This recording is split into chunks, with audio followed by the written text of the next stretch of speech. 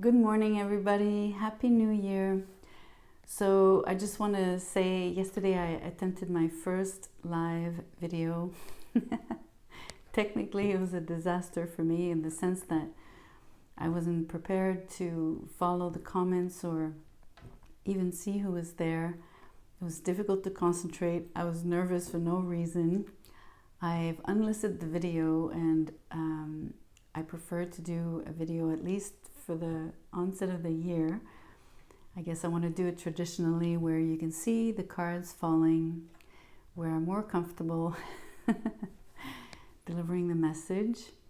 And eventually I'll get the hang of the lives and do more of those in 2024. So you'll see me there and then. So you guys are the first thing I do this morning. I am still having coffee.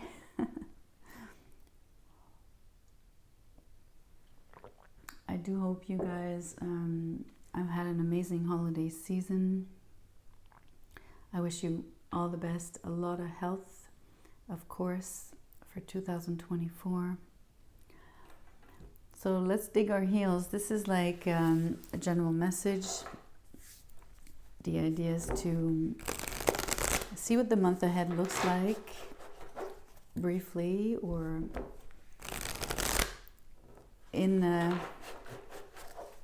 I guess as almost like a brush stroke kind of portrait. So for those of you who don't know, I'm obviously not an Anglophone. I'm French Canadian, so my first language is French, but I think you know that by now. So the reason you haven't seen me on the channel lately is because I've started a French channel. It is pure tarot, but it is spelled P-U-R, which is the French way of spelling pure. So it's P-U-R tarot, the same. So if you are French speaking, or if you do understand French and you want to follow me there, go right ahead. So I've been really active there. It's been taking my time. I have obviously now a little less time to take care of the English channel, which, as you know, is less active. Not because of you guys, it's YouTube's algorithm. You have all been extremely loyal and present, so I appreciate that. Thank you so much. I am ever so grateful for you. So I might eventually, what I'm definitely going to try at least is doing some lives on this channel. And depending on how things go, I might decide to create a new English channel. We'll see. I don't know if I'll have time though.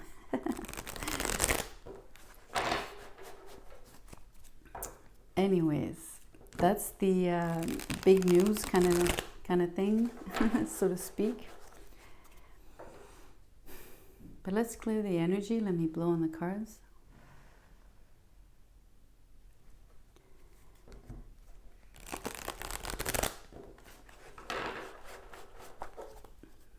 Let us see what comes out for you, collective.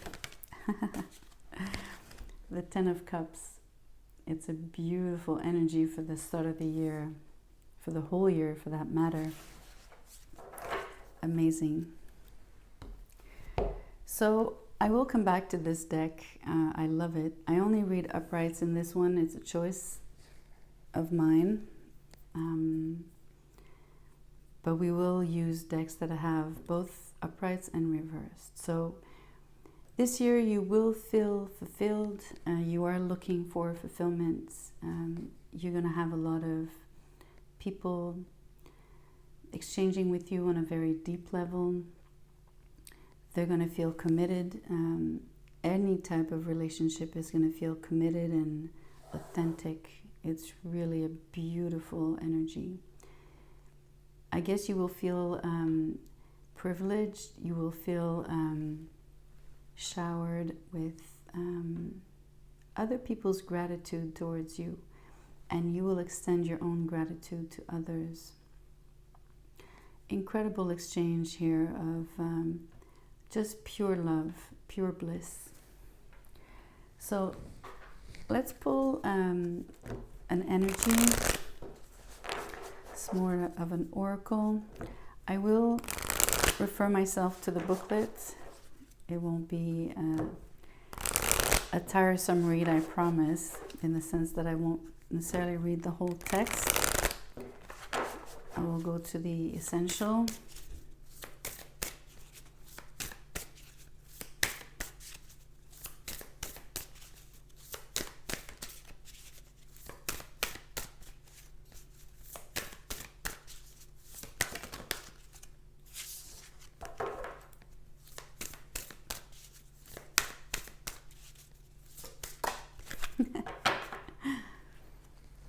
I'm laughing because it jumped up. We have metal.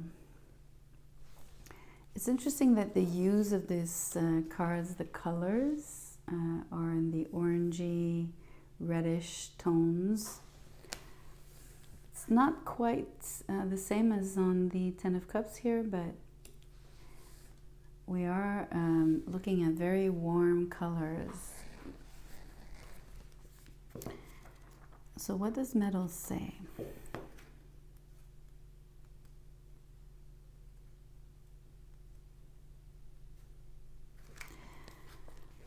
Okay. Some say that metals are the bones of the earth, but if you think about it, metal is more like the solidified blood. Once a metal ore is collected, it is heated up, often to a liquid state, so that it can be transformed into tools. We still define progress in civilizations by when their inhabitants moved beyond stone tools into harnessing bronze, followed by iron. There are myths that speak of metals as the flesh of deities long hidden within the earth.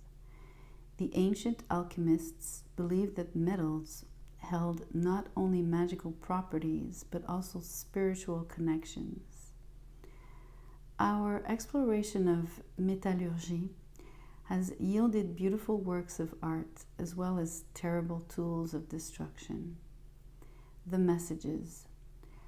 Sometimes it is only through the heat of a crucible that we are able to take on our best, truest form.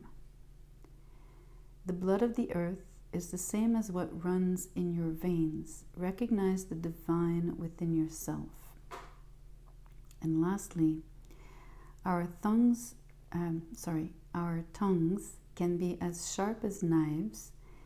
Do we seek to create a feast, or do we find fault and friction? Our deeds are like long-reaching swords. We can choose to defend or destroy with our actions. In case you want to have text. I ended up reading the whole thing.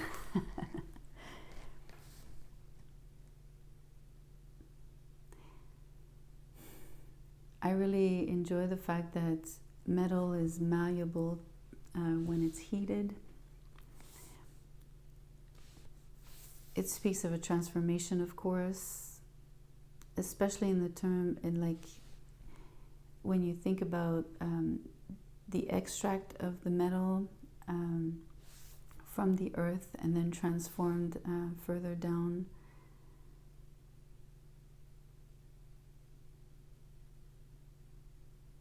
All the way to when it is being shaped as a tool. It feels like you're undergoing a process.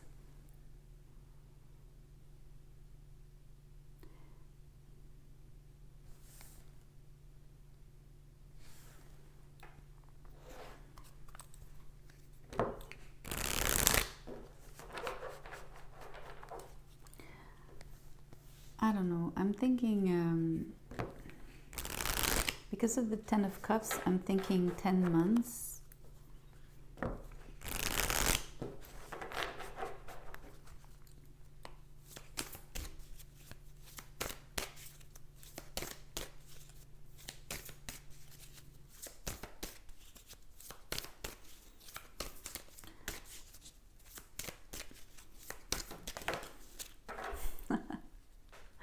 This is so pleasant.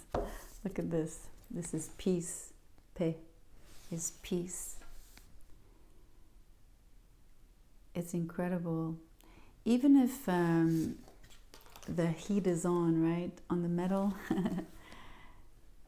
you are working towards happiness and peace. It is an incredible year to change your reality deeply when it comes to just your own approach to things and to how people and events present themselves to you.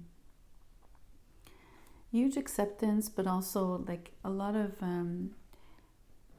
there's a lot more, the energy of partaking in things happily, right?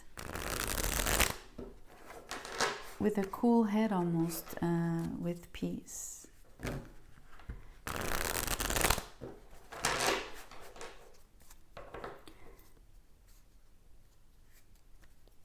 At least at the moment, I'm not even feeling that the heat of the metal is that, not that it's not intense, but because it is working its magic, quote unquote. But it doesn't feel fearful, hurtful. It just feels like purification. Maybe it even feels comfortable to a certain degree, almost like the caress of the sun on your skin. Obviously, what's not true here, and it's okay that it's not true. I'm not trying to make it fit to reality. The heat needed to melt metal is incredibly hot. It would definitely not be as soft as the sun's caress on your skin.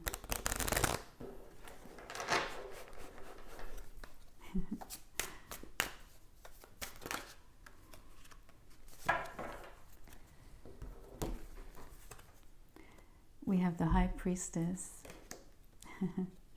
This is the Pope. He's upside down though. And the Eight of Pentacles in the reverse. So I just want to show you this. Eight of Pentacles is a couple awaiting a birth. Let's look at this Pope, at least upright, just 2 seconds. Give him some props here. And then let me show you the High Priestess again. This is very interesting in terms of coupling. I think even in love, it's a very, very, very deep spiritual union to have the couple of Pope and Priestess here.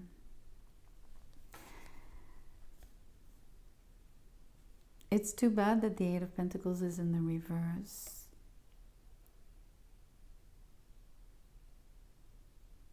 I think it becomes obvious that it is because one of the two characters is not fully aligned with the other. It could be that the heat of the heat here molding this metal is actually what will be going on in terms of the work. And by that I mean spiritual work, since we're looking at this couple, this spiritual couple.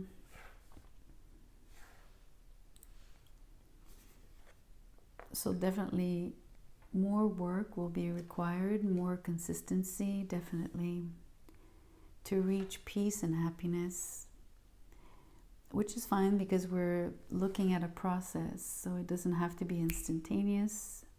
This is the whole point of alchemy anyway.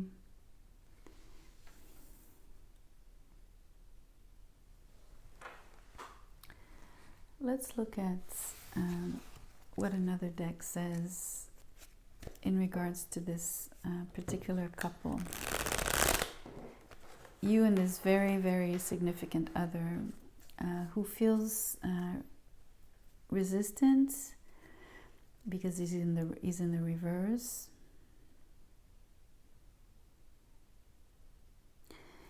He doesn't just feel resistant, he also feels very unorthodox.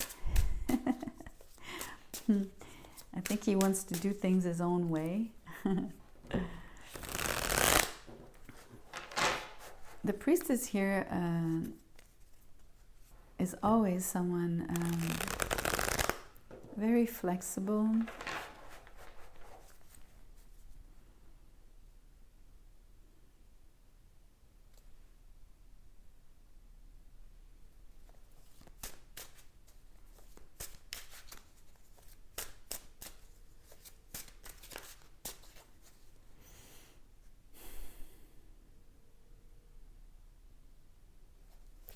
It makes me think of, I was trying to understand who's putting pressure on this Pope, but it doesn't feel like it comes from the priestess at all.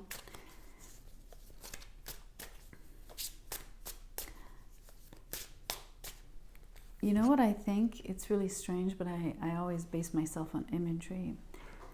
There's an internal pressure here for some reason. It would be on the priestess side because it is the woman on this card. Maybe the pressure comes from within, something that wants to birth, be birthed, come out, express itself. And I don't think it's just a relationship. I think it's something else that these two people are creating together. You could symbolically see it as the relationship, of course, but it doesn't have to be just that. It could be a special work in the sense of their spiritual work.